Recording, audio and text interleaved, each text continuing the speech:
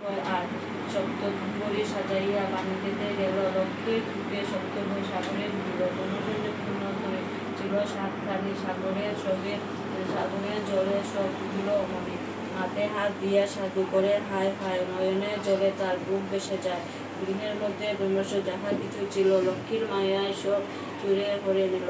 কাঁদিতে কাঁদিতে সাধু করে হাহাকার বলে একি অসম্মান হইল আমার, পায়ে পায়ে হিংসা করে দুঃখ করিল ভারতীয় সদস্য তাহাদের জিতিল। ক্রমে ক্রমে দুর্দশা হয় সবতার ক্ষুধার জ্বালায় সবে করে হাঁকা।